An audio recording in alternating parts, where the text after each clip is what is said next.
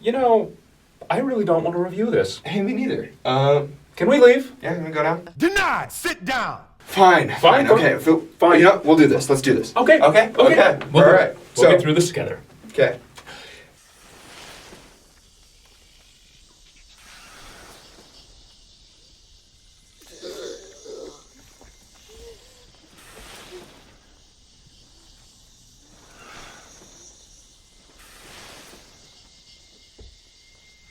After Earth. What do you say about a movie like this? I mean, there was obviously a lot of effort went into it. Its budget was $135 million, and they channeled $100 million into advertising, so that's $235 million that went into this. They wanted it to be big, epic, and make a ton of money. So, how did it do?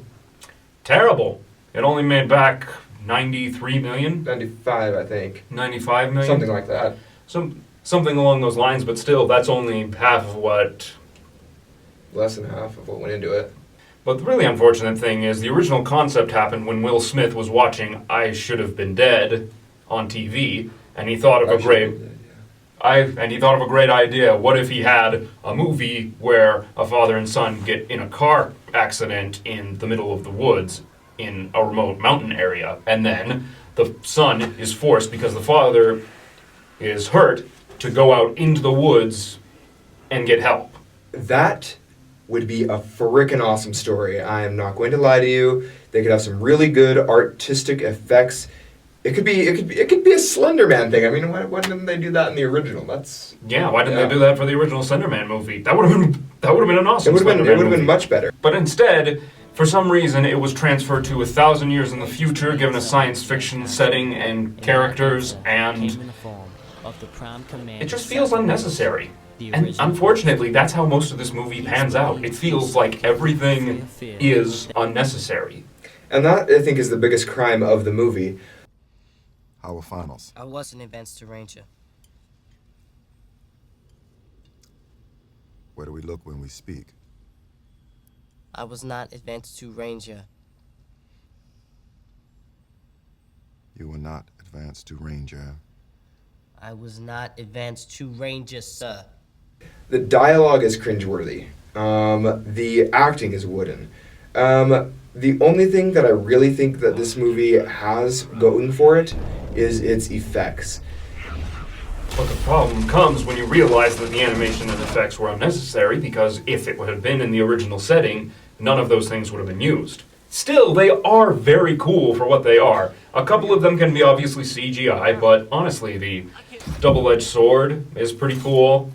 Yeah, and and like some of the scenery that you get is just breathtakingly beautiful. It reminds me of something out of Avatar. But there are some effects that are a little distracting and that don't lend well to the movie, or just seem really... they're just unnecessary.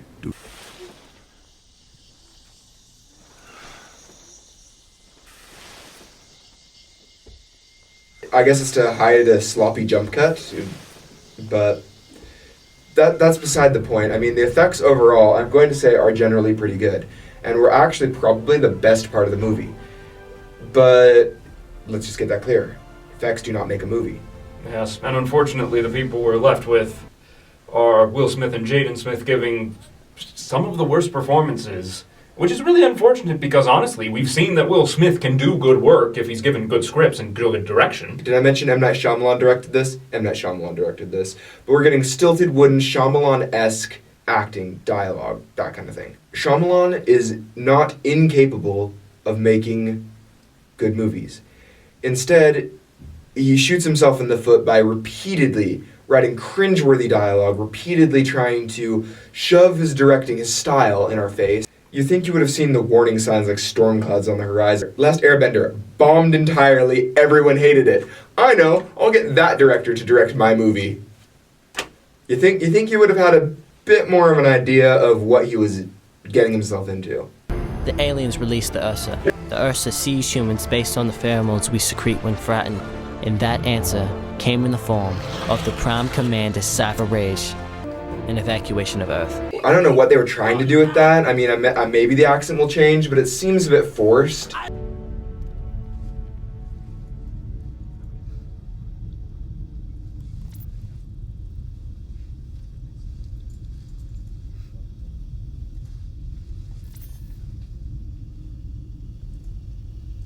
I'm reading Moby Dick. Your mother told me. That's great. One of the worst sins it commits, though, is the direction of the dialogue. There are constantly pauses put in where they're not needed. Yeah, and another thing that they like to focus on, fear is a choice. You put away fear, put away emotion. But no fear is not equal to no emotion. You can have other emotions. Act. You can act. You're allowed to act. Okay? I understand that he's supposed to be this stoic, no fear kind of guy. It doesn't mean he's a blank slate. We'll just say that. Like that. It's just, no. And unfortunately, Jaden Smith, I don't think he's a terrible person. I don't think he's a terrible actor. It's just here, he's been given no good lines, and he overacts all of the scenes where he is supposed to emote. Oh, he's definitely one for chewing the scenery. But one thing I can say is that at least he's not a coward. I'm not a coward! Whoa, okay, calm down, alright, we get it, thanks. I'm not a coward! Okay, two problems with this scene. A, you're yelling at the audience, stop it. I don't like being yelled at. Number two, it kind of highlights the big problem with this. They tell rather than show.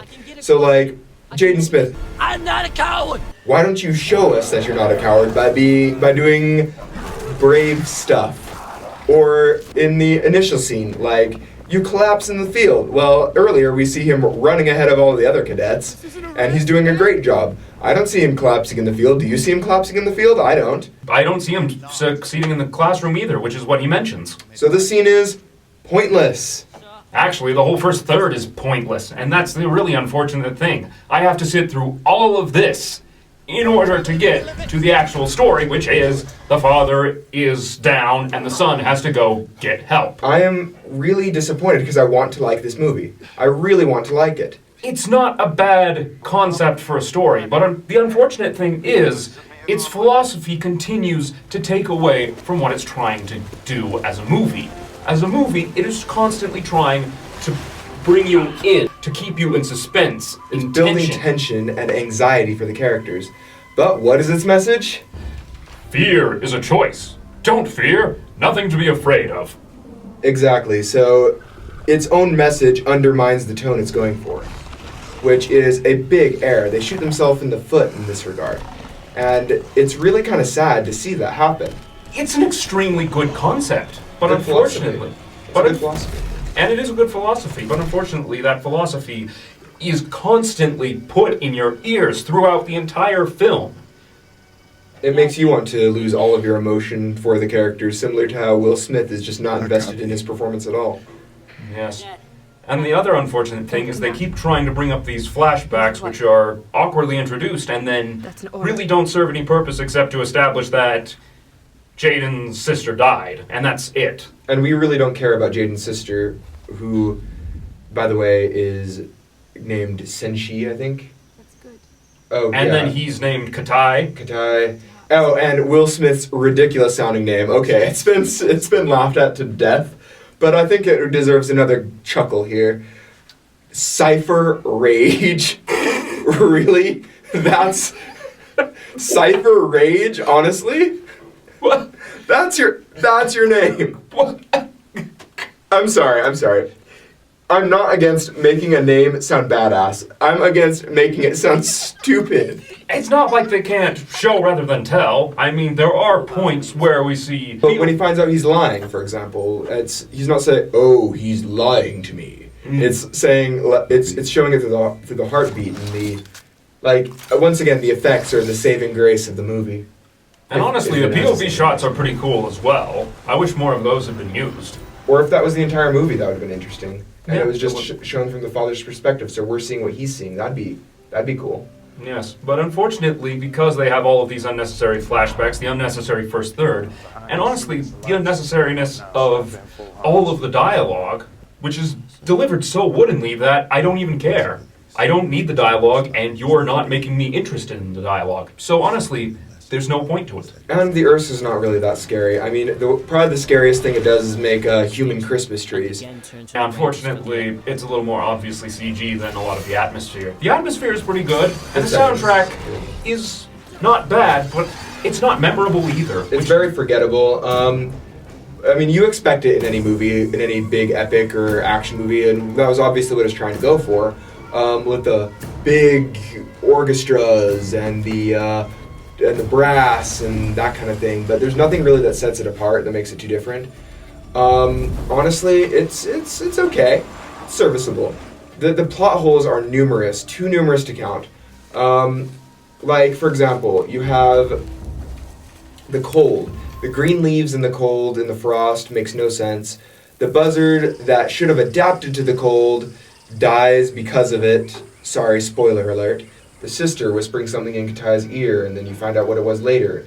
Why didn't they tell the audience? So that they could throw it in later at the climax, because plot. So story, we gave it 46 out of 100.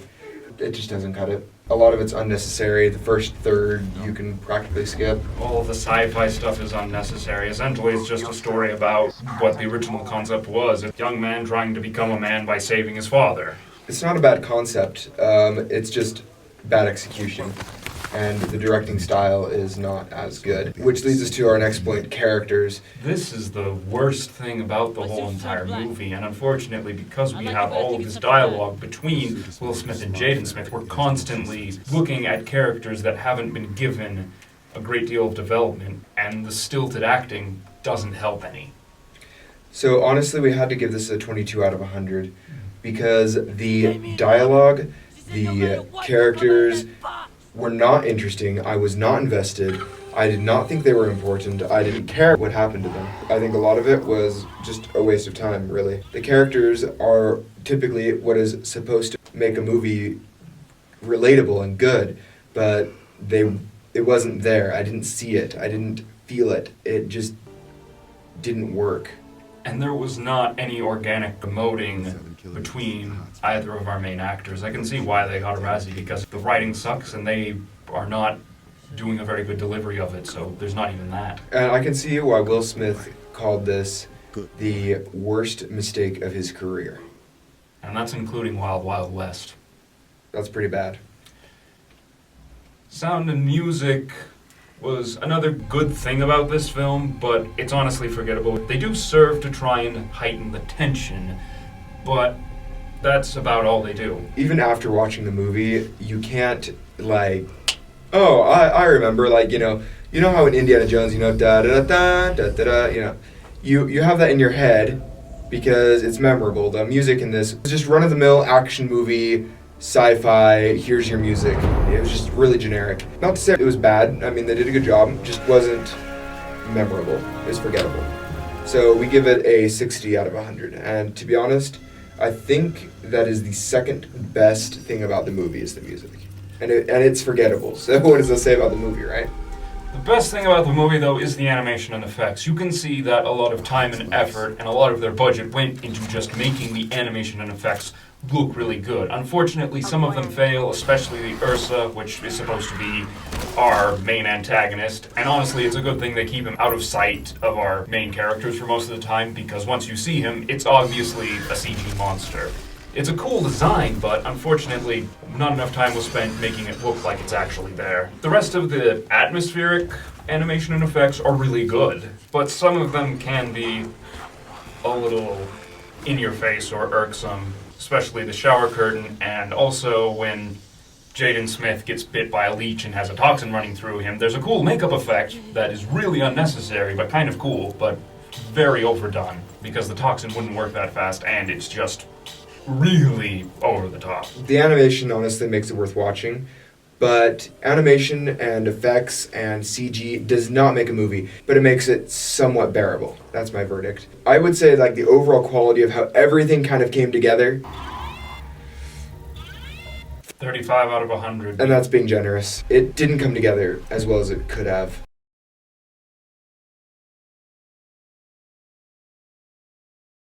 If this was just about a boy and a pocket knife trying to save their father, it would be a much better movie. Honestly, I think it would have been better if it was like a civilian ship and they were going to go trading. If we just had Jaden waking up in the ship after the crash and just had him trying to figure out needing to get the beacon from the tail of the ship. But even then, the overall quality of the product is bad because everything that's good about it is unnecessary to the actual plot, and everything else is just forgettable. It's not the worst movie, though. The ratings that it has been given are sometimes a bit harsh, but I think that the reason for that is because it was disappointing. It had such good potential and it squandered it. Very successfully squandered it. It's hard to go wrong with a plot that could work so well.